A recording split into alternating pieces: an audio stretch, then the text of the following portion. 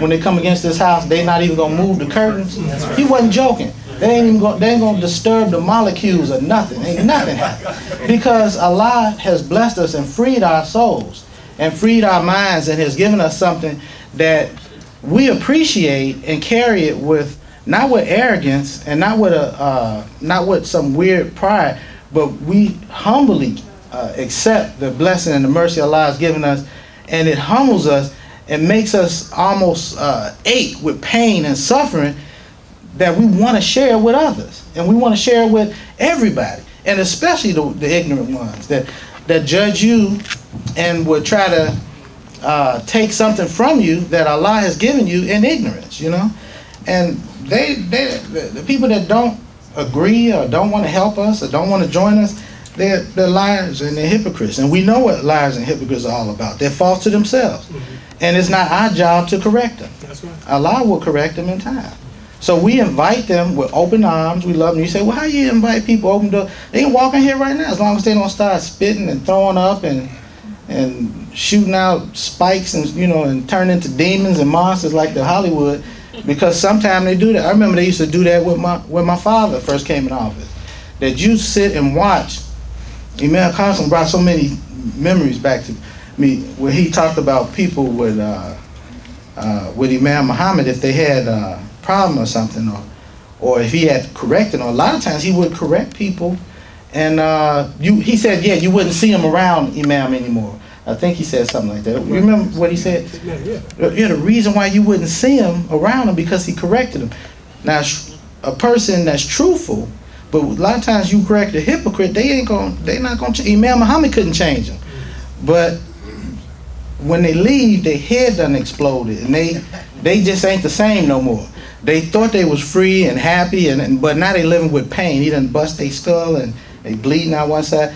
They just a mess. And that's how, but that's how Allah created things. That your body, as a human being, is not built for carrying, harboring evil and negative things. It's going to destroy you internally, and like a sickness or a disease.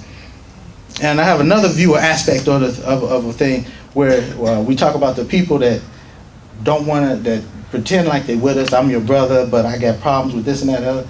It's like a poison. If a person is poisoned, the poison has affected their body and their soul, and it's like a disease, and they sick. And that's why you see people that have been around for so long, and you seem like no matter what you do and how long they've known good imams like Imam Qasim Ahmed and others that have worked with them and sacrificed their whole lives to help them, but they got that poison in them and their sickness, and they sick. And you'll find a person never known this community officially, but they'll know you're a friend or neighbor, and they love you more than, it look like they love you more than, you know, but they won't tell you because you're too humble to say, we don't even try to convert people because we know it's Allah that convert them. That's right. But there's so many people that you and I have probably helped convert them from a way of life that was a life of destruction to the path of God, to be on the path of Allah and to love Allah, because that's all we got to give them. And that's what I used to tell people. I said, I don't make no apologies, but you know, this is me and this is who I am and this is what I'm about. And if they like to hear and like to talk about that on my topic, we can talk all day and all night. And it's truly a blessing to be a part of this community. And he had mentioned where he had been the past couple of days, and I said, I know the burden he carried. I hope that burden left when he came here. But those people that carry that negative burden, the opportunists that are looking for opportunity to hustle the community for whatever reason, dollars, money, or just, those people got diseases. They seriously ill, sick people, and you know, like he said, your way, they follow their way, we want to follow our way. But alhamdulillah, I'm really excited about the things that have come, and that's another thing. If you working to do right and you doing good, and the progress, we making too much good progress, man. Too many good things happening. To even, and people burdened and mad about stuff that, I remember my father told me something. I was listening to an old tape. They were talking about he was talking about, I can't remember the details, but it was the situation with the Jews and how people were thinking that the Jews were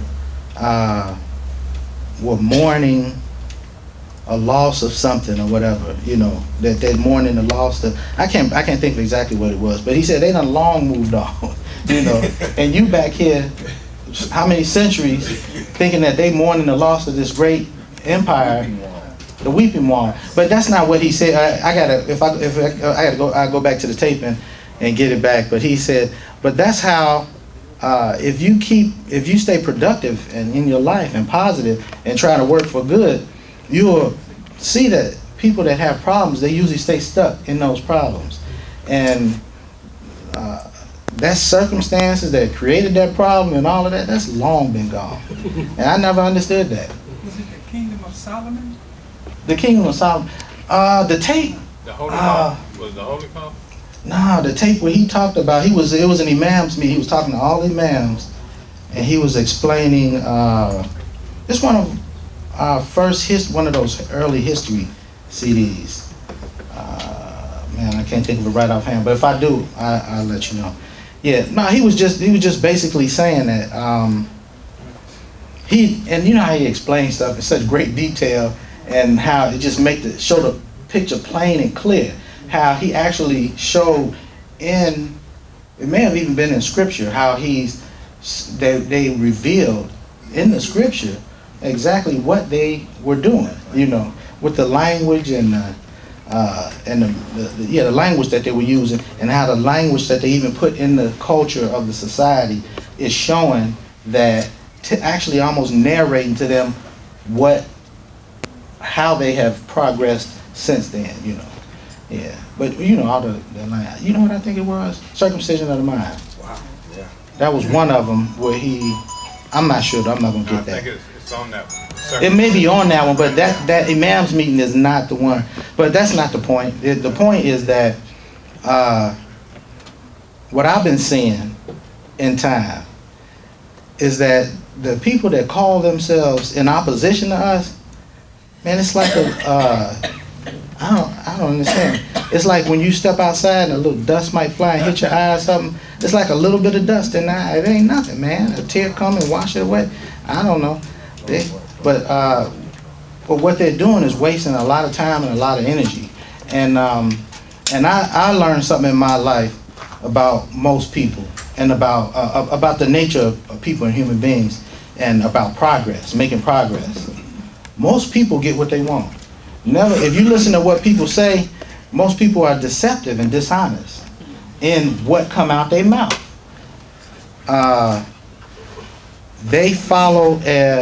Most people follow their emotions, and what they say is usually inspired by a feeling or a mood that they're in and have. In a different circumstance, they may not say that, or a different environment, they may not say it, and they may not. And a lot of people lie to themselves in order to conform to the society or conform to where they are, you know.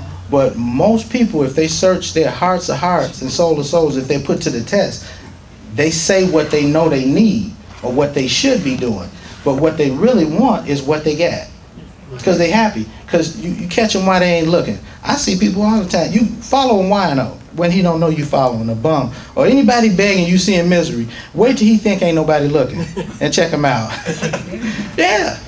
Yeah, you know, people, Allah is merciful. He puts mercy on the worst person. He gives his mercy to the most corrupt. Even a person might be suffering from pain or illness. Wait till ain't nobody around, ain't nobody looking. Allah gives them relief. And you won't know, he ain't gonna tell you because he don't want the responsibility of getting out of his situation, you know. Most people don't want responsibility and are too lazy to do what it takes, to go through the trouble it takes to really achieve greatness. And until we change our minds and dispositions to really want progress and to work for progress, we're not going to make progress. Because you know, how can all these people be, especially the young people, African American people, they're comfortable with what they have. Like that story about I used to tell about the aphid and the army ant. The aphids, the army ant destroy all the vegetation so they can build this big complex of networks of like chambers that are, you know, high tech when it come to building. Builders have learned how to build things compared to that, and then but they need a lot of food because they're about production.